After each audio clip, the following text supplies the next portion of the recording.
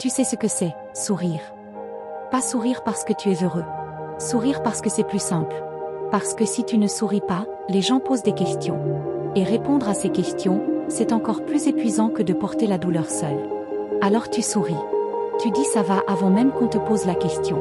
Tu apprends à répondre vite, à parler d'autre chose, à détourner l'attention. Tu deviens tellement bon à faire semblant que parfois tu te demandes toi-même si tu souffres vraiment, ou si tu inventes. Mais la nuit, quand tout le monde dort, quand les notifications se taisent et que le silence prend toute la place, tu sais exactement ce que tu ressens. Et ce que tu ressens est réel. Profondément, silencieusement réel.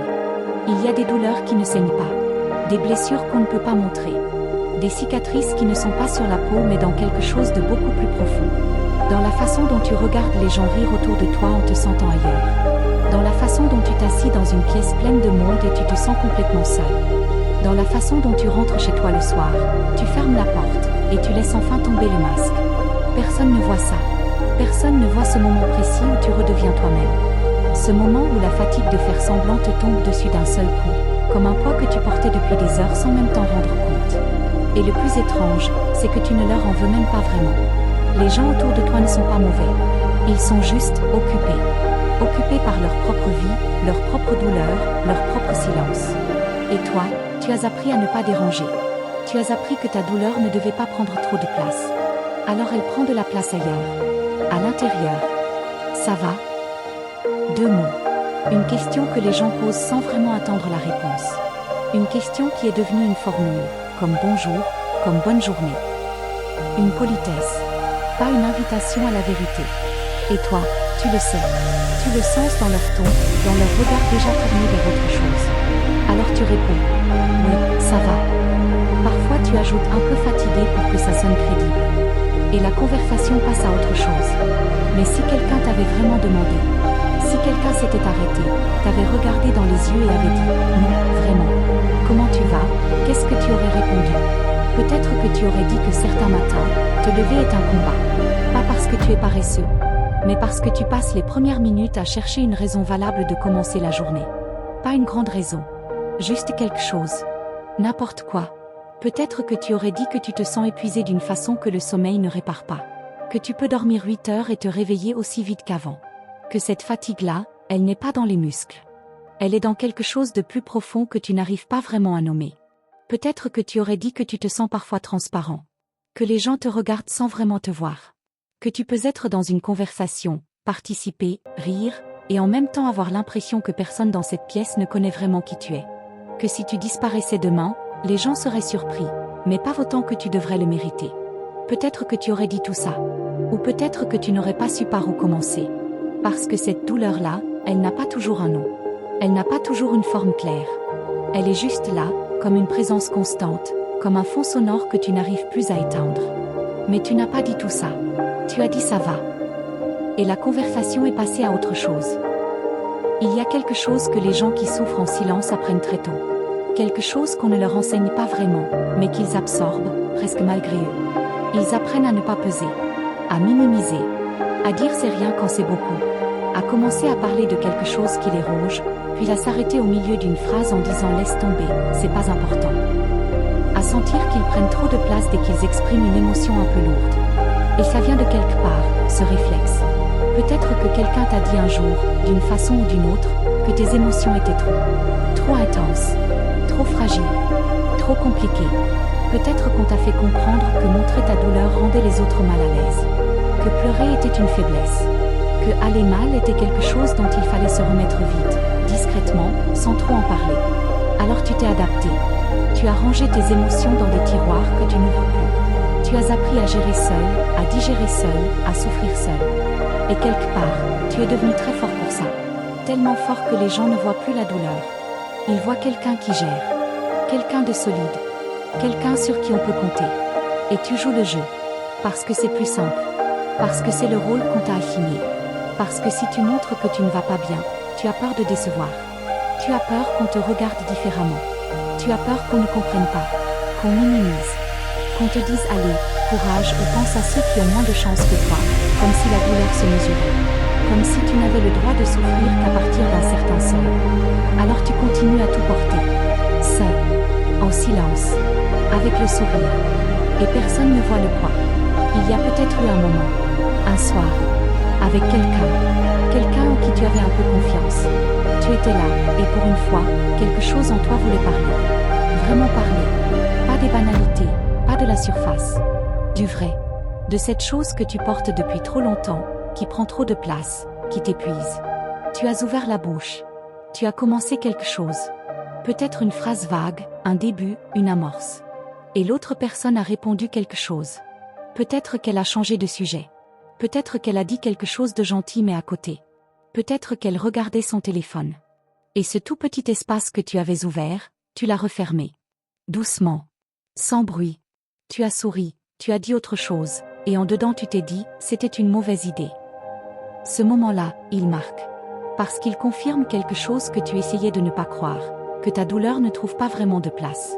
Que les mots que tu portes en toi n'ont nulle part où aller. Et qu'il vaut mieux continuer à se taire. Mais voilà ce que tu n'as peut-être pas vu dans ce moment. Ce n'est pas ta douleur qui était trop grande. C'est la situation qui n'était pas assez sécurisante. Ce n'est pas toi qui n'aurais pas dû parler. C'est que cette personne-là, à ce moment-là, n'était pas capable de recevoir ce que tu avais à dire. Et ça, ce n'est pas la même chose. Ta douleur mérite d'être entendue. Elle a toujours mérité d'être entendue. Ce n'est pas parce qu'elle n'a pas trouvé les bonnes oreilles qu'elle n'était pas réelle. Ou qu'elle ne compte pas. On te dit souvent que tu es fort, que tu gères bien, que tu es courageux. Et tu hoches la tête, tu remercies, tu acceptes le compliment. Mais en silence, tu penses, si vous saviez ce que ça coûte, cette force-là. Si vous saviez combien de fois par semaine tu dois te convaincre de tenir. Combien de fois tu dois te battre contre toi-même juste pour traverser une journée ordinaire. Combien de fois tu te réveilles en pleine nuit avec une pensée sombre que tu chasses en faisant semblant de dormir. La force que les gens admirent chez toi, ce n'est pas vraiment de la force. C'est de la survie. C'est l'art de continuer quand tout en toi voudrait s'arrêter. C'est mettre un pied devant l'autre même quand le sol ne semble pas solide. C'est sourire même quand quelque chose à l'intérieur pleure doucement depuis des semaines. Et le plus douloureux là-dedans, c'est que cette image que tu renvoies, elle t'isole encore plus. Parce que les gens qui te voient fort ne pensent pas à venir vers toi. Ils pensent que tu n'as pas besoin. Que tu vas bien, toi. Que tu gères. Alors ils viennent te chercher pour leurs propres problèmes. Et tu les écoutes, tu les soutiens, tu donnes ce que tu as. Et personne ne pense à retourner la question. Tu es devenu le rocher sur lequel les autres s'appuient. Et les rochers, on ne leur demande pas comment ils vont. Mais les rochers aussi s'écoutent. Lentement. Invisiblement. Et un jour, sous le poids de tout ce qu'ils ont porté, ils se fissureront. Pas en grand spectacle. Pas de façon dramatique. Juste, un peu. En silence. Il y a des douleurs claires. Des douleurs avec un nom, une cause, un événement précis. Un deuil, une rupture, une trahison. Des douleurs que tu peux pointer du doigt et dire, voilà, c'est ça qui fait mal. Et puis il y a l'autre type. Celui que tu portes. Celui qui est diffus, flou, présent sans vraiment avoir de visage. Une tristesse sans raison apparente. Une anxiété qui n'attend pas d'événement pour se manifester. Un vide qui s'installe certains soirs sans prévenir. Une impression que quelque chose ne va pas, que quelque chose manque, sans pouvoir dire quoi exactement. Et ce type de douleur-là est peut-être le plus difficile à porter. Parce qu'il ne se justifie pas facilement. Parce que si quelqu'un te demandait pourquoi tu souffres, tu ne saurais pas quoi répondre. Et cette incapacité à répondre, elle te fait douter. Elle te fait croire que peut-être tu exagères. Que peut-être tu es trop sensible. Que peut-être tu n'as pas de raison de souffrir. Mais la souffrance n'a pas besoin de se justifier. Elle n'a pas besoin d'un drame pour exister. Elle peut naître de l'accumulation. Des petites choses. Des années à se sentir mal compris. Des années à étouffer ses émotions. Des années à s'adapter, à plier, à faire passer les autres avant toi-même. Des années à te demander si tu as ta place, si tu es aimé vraiment, si tu comptes pour les gens autour de toi. Cette douleur-là est réelle. Même si tu ne peux pas la montrer sur une radio. Même si elle n'a pas de nom médical précis. Même si les autres ne la voient pas. Elle est réelle et elle mérite d'être prise au sérieux. Par les autres. Et surtout par toi. Je ne vais pas te dire que ça va aller. Pas comme ça, pas avec cette légèreté qui sonne faux. Je ne vais pas te promettre un matin où tout sera différent, où tu te réveilleras guéri, léger, libéré. Parce que ça ne marche pas comme ça.